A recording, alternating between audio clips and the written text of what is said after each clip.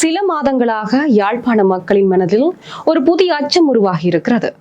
மக்களின் காணிகளை கொள்ளையடிக்கும் ஒரு கும்பல் அடாவடியாக செயற்பட்டு வருவதாக, அத்தோடு பூட்டிய வீடுகள், காலியாக இருக்கும் காணிகள், அவை இப்போது ஒரு கும்பலின் இலக்காக மாறியிருப்பதாக மக்கள் கூறியிருக்கிறார்கள். மக்களே அவதானம்.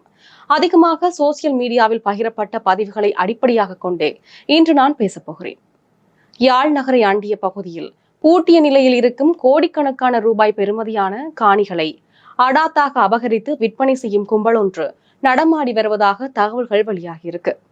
இதனால வெளிநாடுகளிலும் உள்ளூர்களிலும் வேறு இடங்களிலும் இருக்கும் அந்த காணியினுடைய உரிமையாளர்கள் பெரும் அச்சத்தில் உறைந்திருக்கிறார்கள்.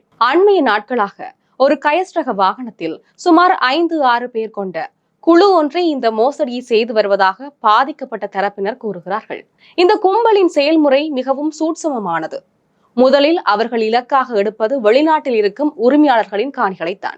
குறிப்பாக யாழ் நகர், KKS வீதி, ஏனையின் வீதி, மானிப்பாய் வீதி, பலாலி வீதி போன்ற இடங்களில் உரிமங்கள் இருந்தும் வெளிநாடுகளிலும் வெளி ஊர்களிலும் இருக்கும் மக்களின் காணிகளை இலக்கு வைத்து செயற்படும் குறித்த கும்பல் பூட்டிய நிலையில் இருக்கும் காணிகளின் பூட்டை உடைத்து அவற்றை சிரமதானம் செய்து வருவதுடன் அயலவர்கள் கேட்டால் தாங்கள் கொள்வனவு செய்து விட்டதாக, அதாவது இந்த காணியினை வாங்கி விட்டதாக கூறுகிறார்கள். இவ்வாறான நிலையில் சில தினங்களுக்கு முன்னர் குறித்த குழு யாழ் நகரில் உள்ள பல கோடி ரூபாய் பெறுமதியான காணி ஒன்றை கொள்ளையடித்து விற்பனை செய்ய முற்பட்ட வேளை உரிமையாளர்களிடம் இவ்விடயம் குறித்து அயலவர்கள் விசாரித்த போது உசாரான காணியின் உரிமையாளர் அவ்விடத்திற்கு சென்றிருக்கிறார்.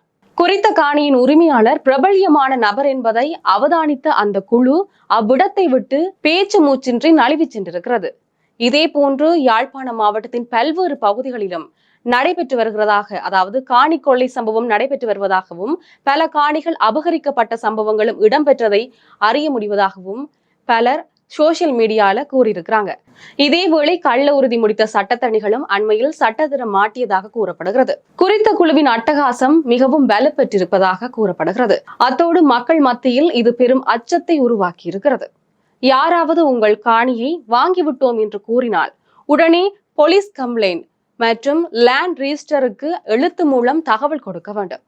பின்னர் டிஸ்ட்ரிக்ட் கோர்ட் வழியாக, அதாவது தடை உத்தரவு பெறலாம். இதனால் அந்த காணி மீதான எந்த ஒரு விற்பனையும் சட்டப்படி செல்லாது.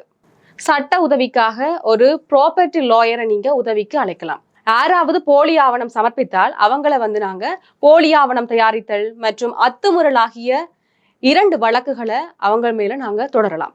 இந்த மாதிரி சம்பவங்கள் வெளிச்சத்துக்கு வருவது மிகவும் அவசியமானது. மக்கள் மௌனம் காக்க கூடாது. சமூக ஊடகங்கள் மூலமும் சட்ட ரீதியாகவும் இதற்கு எதிராக செயற்பட வேண்டும்.